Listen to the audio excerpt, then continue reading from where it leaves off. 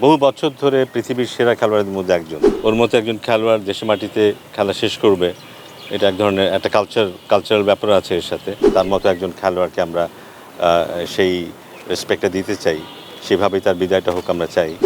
সাকিবের রিপ্লেসমেন্ট হিসেবে যে আসবে, সে সাকিবের মানটা ধরে রাখার চেষ্টা করবে এবং সেইভাবে বাংলাদেশ দলের মানটাও ধরে রাখার চেষ্টা করবে।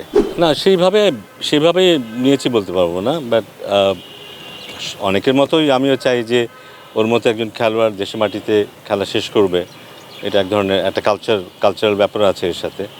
বাট আনফর্চুনেটলি অনিবার্য কারণবশত সেটা হয়তো এই মুহূর্তে সেই সম্ভাবনা দেখছি না, যদিও আমি সম্ভাবনা উড়িয়ে দিচ্ছি না। কারণ ক্রিকেট বোর্ড বলেছে যে তারা যে ধরনের সিকিউরিটি সাকিব চাচ্ছে, যে ধরনের নিরাপত্তা সাকিব চাচ্ছে, সেটা ক্রিকেট বোর্ডের পক্ষে হয়তো স্বাভাবিকভাবে দেওয়া সম্ভব না। কিন্তু এখনও জানি সরকার হয়তো ভিন্নভাবে ভাবতেও পারে এবং সেটার জন্য অপেক্ষা করতে হবে ফাইনালি সরকারের সিদ্ধান্ত কী হয়, সেখানে তারা কী ধরনের স্ট্যান্ড নেয়। যে কোনো স্ট্যান্ডই হতে পারে এবং যে কোনো খাতেই সেটা যৌক্তিকতা আছে। যদি সরকার বলে যে না, ওকে সেই নিরাপত্তা দেওয়া সম্ভব না, সেটাও যুক্তিসঙ্গত হবে। আবার সরকার যদি বলে না, তার মতো একজন খেলোয়াড়কে আমরা সেই রেসপেক্টটা দিতে চাই, সেভাবেই তার বিদায়টা হোক আমরা চাই, সেটাও যুক্তিসঙ্গত। সো যে কোনোটাই হতে পারে। ইমিডিয়েটলি কমবে না। বাংলাদেশ ক্রিকেট একটা জায়গায় এসছে এবং সাকিবের সেখানে একটা অবদান তো ডেফিনেটলি আছে। শুধু সাকিব না, আরও অনেকেরই আছে। বাট আমরা বুঝি যে সাকিবের ব্র্যান্ড ভ্যালুটা আলাদা।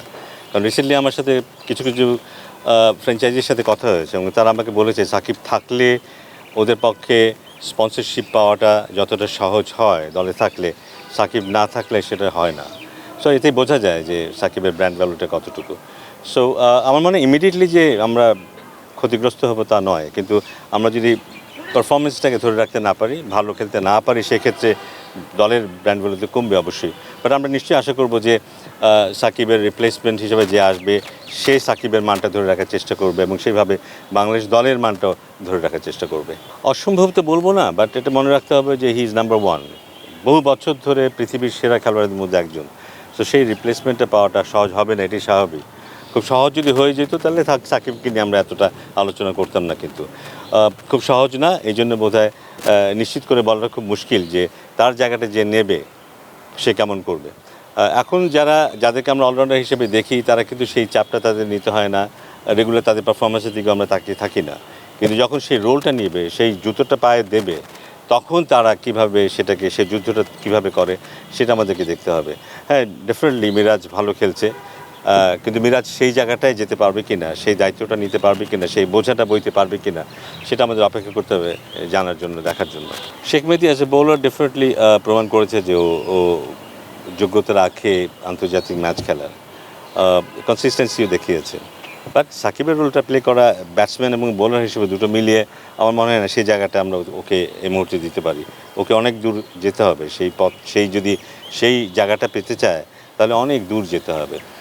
আমরা আসলে বোধহয় একটু ভুল করে ফেলছি। কেউ একদিন রান করলো, কেউ একদিন উইকেট নিল, এটা দিয়েই বোধহয় আমরা তুলনা করে ফেলছি সাকিব আল হাসানের সাথে। এটা বোধহয় ঠিক না। কারণ এত বছর ধরে এত রান করা, এত উইকেট নেওয়া এবং দলের কি ফিগার হিসাবে পারফর্ম করাটা এক জিনিস, বিচ্ছিন্নভাবে কখনো এরকম কখনো সেরকম পারফর্ম করা সেটা ভিন্ন জিনিস কিন্তু। সো ওটা আমাদের বুঝতে হবে কিন্তু।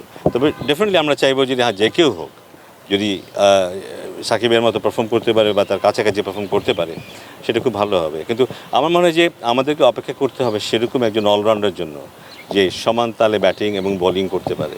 সে চাইলে শুধু ব্যাটিং দিয়েই দলে আসতে পারে, সে চাইলে শুধু বোলিং দিয়েই বলে আসতে পারে, এমন একজন খেলোয়াড়ের অপেক্ষা আমাদের করতে হবে।